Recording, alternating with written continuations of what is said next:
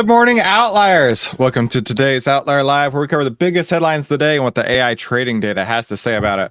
Our top story of the day is, are EVs going to take down the electric grid? Right? And we're going to be jumping into that story. And then, what do Taco Bell, Pizza Hut, and AI, artificial intelligence, have to do with each other? Tune in for all that and more on today's Outlier Live. So utilities experts are speaking on nation's ability to accommodate a wider EV adoption. It doesn't just happen magically. So as you know, I am a Tesla owner, Tesla Model Y Performance, most badass car ever. But I will say, this past weekend during Easter, my brother-in-law came over. My brother-in-law drives a Toyota Tundra, one of the big Toyota trucks, right? And he was saying to himself, or saying to me, I suppose, he's like, you know what? When everybody's got EVs, the grid's not going to be able to handle it, and you're not going to be able to charge your car. And I'm like, bro, I ain't worried about it. They'll figure it out. Like, when's the last time you sat around and you're like, yeah, I think I've just plugged in far too many things in my house. So I'm just not going to be able to get any electricity out of it, right? That was my thought. It's like, what are you getting at here? Are you jealous of my electric car? Like, where are you going with this? So the idea that, I guess more than he has, are that people saying, listen, we're not going to be able to keep up with this grid. The grid will not be able to keep up with EVs. I don't know. You tell me in the comments. What do you think? But the experts agree that more communication is needed between grid operators and EV manufacturers. This is basically, in a nutshell, consider it like whenever Henry Ford was making Model Ts and such. At some point, they had to ramp up oil manufacturing. They had to ramp up oil exploration. They had to ramp up refineries in order to handle the demand for gasoline, right? How is that different than this? Please enlighten me. I mean, this is exact one-for-one correlation here. If we need more demand, I'm pretty sure there's an entrepreneur out there saying, I got this. And he will go through and make sure that the demand is met, and he'll line his pocketbook in the meantime. That's how capitalism works. So I ain't scared. Are you scared? Let me know. Let's take a look at this article, though. Last month, the Biden administration finalized highly anticipated environmental regulations that are ultimately intended to incentivize wider adoption of EV vehicles. The aggressive emission standards for gas-powered vehicles are meant to compel automakers to increase production and sales of EVs, plug-in hybrids, traditional hybrids, and fuel cell vehicles. Under one low-cost model outlined by the EPA, officials said automakers will be forced to ensure 56% of light-duty car sales are battery electric and another 13% are hybrid by 2032. So we've got less than 10 years. We've got 8 years to get more than half of all car sales as EVs. These goals have raised the prospect of whether the U.S. grid system is ready to accommodate wider adoption of EVs. So this picture is pretty interesting. So I just did a 2,400 mile road trip in my Tesla. It was actually great. I don't know how many times I stopped. One thing that I figured out, because I have kids, we were going to be stopping every 3 hours anyway to charge, which when you have kids, you realize that that's pretty common. So we're stopping 3 hours anyway, at the longest stretch. But honestly, with these two boys that I got in the back seat, we never really made it more than 3 hours, except while they were sleeping. So anytime they're like, hey, I need a bathroom, hey, I'm hungry, whatever, I just went on the screen, popped a couple buttons, and navigated to the nearest Tesla supercharger. How's that any different than with a gas car, right? You're going down the road, you're like, oh, I need some gas, doom. I'm going to go straight to the next Shell or next Exxon or whatever it is. Same prospect here with EV charging. And at first, I was a little bit anxious about the charging time, because on my trip planning, it had shown to be at the most 25 minutes at any stop. And that was in reality what we came to. I mean, the longest stop we had was about 25 minutes. And keep in mind, when you park, you go inside, use the restroom, grab a couple of drinks, walk around for a minute and come back to the car. That's like 12, 15 minutes right there. And then you got to wait 10 minutes more. It's not that big a deal. It's not that much of an inconvenience. and then you can drive 3 hours at highway speeds, right after that. But, when we're talking about the grid, plugging in my car every night at home is just like plugging in my phone. In fact, it's really, really nice to go out every single day and I got a full charge. I mean, when's the last time you could do that with your gas car, right? Just go out to your garage, unplug it, boom, got a full tank of gas. It's actually super, super nice. So while there is a little bit of hesitation, a little bit of extra planning that goes into a road trip with Teslas, right? It doesn't mean that the electric grid can't handle it, even right now, right? There was never a point where I had to wait for a charger, not once. And I do believe that additional wider adoption of these chargers is going to become so commonplace, right? Here in Texas, we have Buc-ee's, and I think all the Buc-ee's at this point have chargers out front, right? There's 16 chargers. And I mean, most gas stations don't even have 16 pumps. And it's becoming more and more common. I think most of the places I stopped at were gas stations on that 2,400-mile road trip. There was one Starbucks that I stopped at, which was nice because I was needing a little pick-me-up anyway. But yeah, the grid I'm not really worried about. Somebody's going to figure out a way to solve this problem. Tesla CEO Elon Musk once ominously warned that EVs would roughly double the world's need for electricity. Toyota's chief scientist has issued a similarly dire forecast, opining that the world simply isn't ready for EVs. So where exactly do the utilities stand on the matter? Grid operations experts who spoke to Fox Business were broadly optimistic about the nation's prospect for accommodating wider EV adoption, but with a few caveats. Each agreed that decades of relatively flat demand were over, and that converging factors, with EVs just being one of them, have necessitated the need to modernize and build out capacity. Well, I think there's a big red flag right there. Listen, if we've said that we haven't done anything for the last several decades, and you know what, maybe it's about time to build out more capacity. Yeah, I think you're right. I think it is time to do that, right? At some point, the oil refiners were like, golly gee, we need to start making more oil for all these newfangled cars that are driving around, replace all them horses and buggies. Maybe we need to do the same for the electric grid at this point. Yeah, clearly. We can build up the grid. That's a choice. We just need to do it. The early 2030s is plenty of time to invest in transmission and get the grid where it needs to be. So we can do it. But it doesn't just happen magically. We have to, as a country, build up our electricity networks. And you know what?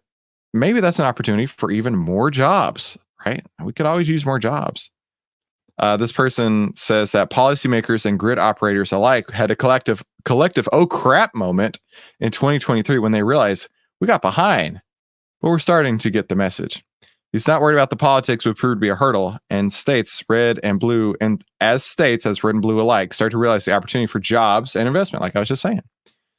They all want these big chip plants and data centers. That's a lot of economic development, property tax-based jobs. So I think if you ask any governor, are you working on that? And they're hearing concerns about their grids, they would all say yes. Now, I will say, in my road trip, Florida was by far the best the best state to charge at. Like, there were chargers everywhere in Florida. Mississippi, not so much. Mississippi was real sketch. There was one road. There were two routes that I could take. And I was talking to my wife. I'm like, this route saves us about 30 minutes in travel, but there's one charging station on that route. And if that charging station for some reason is not working, we're hosed. So I will say there is that drawback, right? The availability of it at this point, but it is getting more and more prevalent. And I think in the very near future, it's not going to be an issue. So let's take a look at XLU, right? We're talking about utilities here. Let's talk about XLU. So XLU is the utility sector. And what I want to look at on the AI trading data is the most recent signal here was a sell signal on March 21st. So using this AI trading data here, you can see that long term, we may have some issues, right? May have some issues building up the grid, but short term, we do definitely have a sell signal here. And in fact, following these buy and sell signals from Outlier generated a 43.34% return, where buy and hold on XLU is only 6%. So tremendously outperforming the market. So I want you to get your hands on this deal. We have this is the last week. Like, at the end of this week, it is over. Go to outlierdeal.com. That's OVTLYR deal.com today while you can to get access to Outlier for one low price for a lifetime license. It literally is going away at the end of this week. Boy, I hope you get it. All right, let's take a look and see what the internet has to say about this, right? 31 countries have surpassed a pivotal EV tipping point when 5% of new car sales are purely electric. This threshold signals the start of mass adoption. After which technological preferences rapidly flip, and that's according to Bloomberg. So I don't know the stats, but I did hear a stat that the Model Y, which is the car that I have, was the most sold car in the entire world last year, and it wasn't even close. So like Teslas are taking over the world. Yes, I'm a Tesla fanboy. Get over it. Why isn't there more innovation in home-based solar energy or power generation?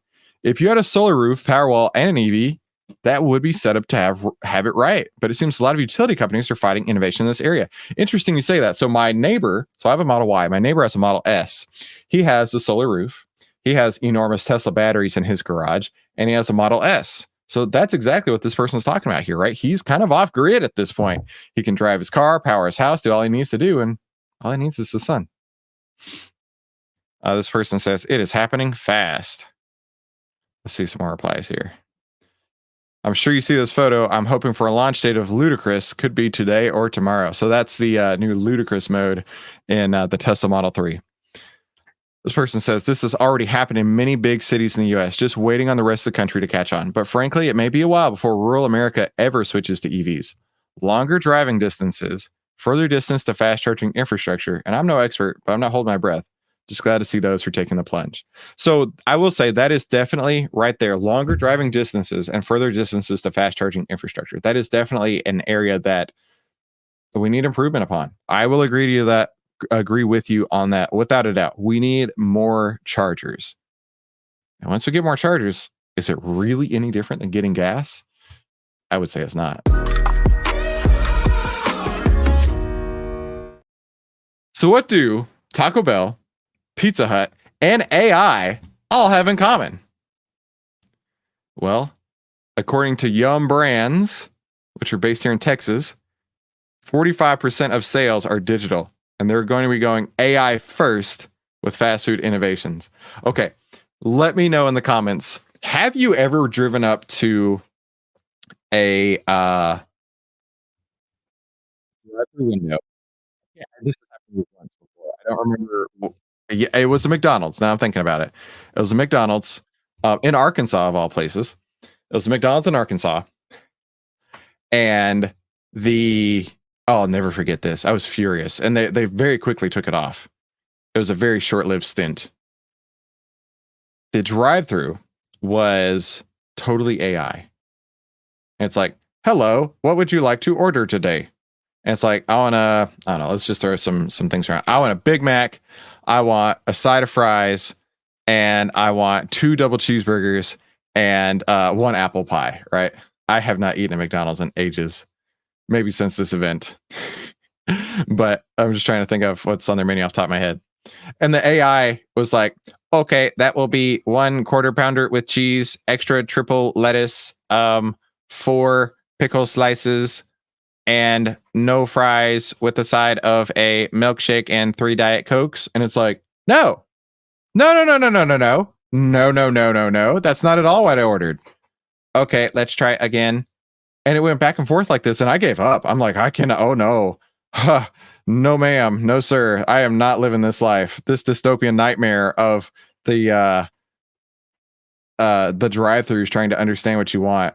So has that ever happened to you? I'm really curious. It's only happened to me like once or twice. And like I say, I was at McDonald's in Arkansas, and it was a horrible experience. But maybe Taco Bell and Pizza Hut, maybe they got something, right? Yum Brands, the operator of KFC, Pizza Hut, and Taco Bell, and the Habit Burger Grill are embracing technology for AI-powered fast food, according to the Wall Street Journal. The company's been increasing investment in technology and automation, with about 45% of sales being digital, nearly twice what it was in 2019. And let's see, that's roughly double level 20. Right. We just said that. Our vision of quick service restaurants is that an AI first mentality works every step of the way. If you think about the major journeys within a restaurant that can be AI powered, we believe it's endless. Hey, California, remember that $20 minimum wage, right? That you've already laid off people for? Yeah, basically, Yum Brands is saying, what people? We don't need people. We're just going to have AI do everything. We're going to have AI cook your food, have AI order the food. We're going to have AI do everything in between, probably even have a robot hand it to you, right? There's a sushi conveyor belt restaurant that my family likes to go to, and they have this cute little like robot Roomba waiter thing that kind of like wobbles around and hands you your drinks. So I can imagine that's exactly where Yum Brands is going. Oh, look at this. I literally did not see this coming. With California's new minimum wage law taking effect on Monday, most fast food workers will be paid $20 an hour, which sounds great. Sounds great, right? If I work at fast food, I want to be paid $20 an hour. However, most restaurant owners are cutting staff. Most restaurant owners are cutting hours. Most restaurant owners are saying this business model was not set up for $20 an hour on labor. We have to figure out a way to keep this business running. And if I now cost me 3 times as much to hire all these people, I'm going to figure out a way that I can still make a profit. Most restaurant operators are turning to AI to cut costs and increase sales. For fast food giants like Yum Brands, the use of AI is aimed at going beyond improving the customer experience. Let's hope so. Not like the experience I had. Yum has a mobile app for restaurant managers called Super App, which the Wall Street Journal reported is testing generative AI, allowing team members to ask operational questions like how to set oven temperatures. Do you really have to ask ChatGPT how to set oven temperatures? I mean, if you need to ask somebody how to set oven temperatures, you may not be in a job that makes $20 an hour. Just saying. Park told the Journal that the app, which is used by more than 8,700 Pizza Hut and KFC establishments, can also be used to purchase ingredients and set employee shifts, and that a new augmented reality feature could help teach workers how to make new menu items. Well, that sounds interesting.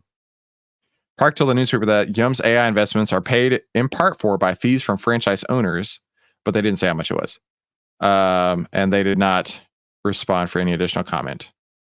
So yeah, I gotta say, for Yum Brands, is it cool? Is it innovative? Yeah, for sure.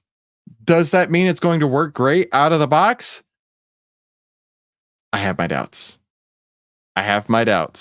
But granted, you know what? ChatGPT can do some pretty amazing stuff. Maybe ChatGPT can start making your cheeseburgers, right? Let's actually take a look at their competitor, McDonald's, right? Instead of Yum Brands, let's take a look at McDonald's. McDonald's got a sell signal on January 10th, and maybe, just maybe it has something to do with the fact that their competitors are using AI. And as far as we know, McDonald's has not exactly disclosed that yet. And my personal McDonald's AI experience was pretty crap. So if you've been following these AI trading signals, you could have seen a 74.31% return, a buy and hold at 42%. Outliers certainly outperforming the market there. So be sure you head over to outlierdeal.com. This is the last week you will have access to this lifetime deal. Boy, I hope you get a hold of it because it's basically 99% off considering it's a lifetime deal. So go get that while you can because it will go away forever. Let's take a look at what the internet says about this, right? Fast food titans, Taco Bell and Pizza Hut are going AI first with new innovations. You spelled China's Yum Brands wrong. What are you talking about? They're literally right up the street from me here. Back in my day, I actually interviewed at Yum Brands at the headquarters of it, not at like at a Pizza Hut, but actually at the headquarters to work in finance there. Didn't work out, but that's okay. But yeah, that's just right up the street for me. Well, there goes the living wage demand for fast food workers. We kind of got blindsided by this. Did we really think that people who wanted $20 an hour to flip burgers for living wages, right? They didn't see that coming. They didn't see that the franchisees, the companies are going to be like, well, I think we're going to invest in computers to do your job. I think we could probably get some sort of robot to go ramp, bloop, ramp, bloop. You know what I mean? Like I have a 3D printer. I actually have 2 3D printers. And those things are badass. Like the cool stuff that you can do on those 3D printers, I'm sure it would not take a whole lot of engineering to make that work for a burger flipper. So thank you so much for tuning in today's Outlier Live. Be sure to click one of these 2 videos above. YouTube thinks you are going to love those. And I'll see you on the next episode. Talk soon.